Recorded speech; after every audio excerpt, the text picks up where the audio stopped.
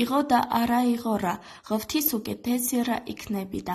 იყო ერთი პრინცესა, ლილე მზიშვილი, სინათლისა და სიკეთის მაცნე, მაგრამ ბნელი ძალები მოიზიდა მისმა სიწმინდემ და ულმობელმა ჯადოქარმა რაბათის ციხე კოშკში გამოკეტა. გადიოდა დრო, ლილეს თვალი ცისკენ ჰქონდა მიპყრობილი, ხოლო გული თავისუფლებისკენ. მისი მეგობრები მხოლოდ კოშკში ყოველდღიურად მოფრენილი თეთრი მტრედები იყვნენ. ისინი ჩუმად ეჩურჩულებოდნენ იმედის სიტყვებს და ამხნევებდნენ.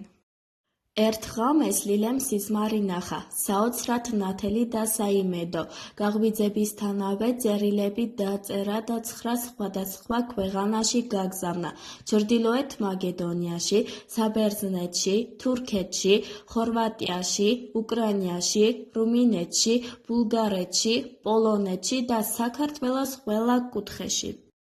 გაფრუნდნენ მტრედები და თან წაიღეს ლილეს გზავნილი. წერილების წაკითხვისთანავე ყველა ქვეყნის გმირი დაუფიქრებლად დადგა გზას რაბათის ციხისკენ, ლილეს გასათავისუფლებლად.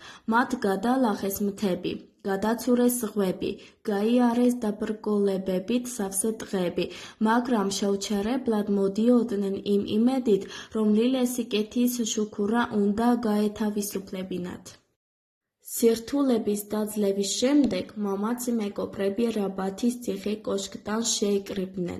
თითოეულმა თავისი ძალა, სიბრძნე, ტრადიცია და გულწრფელი სიყვარული მოიტანა. მათ მოახერხეს ის, რაც შეუძლებლად მიიჩნეოდა მეგობრობით. გაგებით და ერთობით ლილე გათავისუფლეს, რადგან მეგობრობა ყველა კარს აღებს.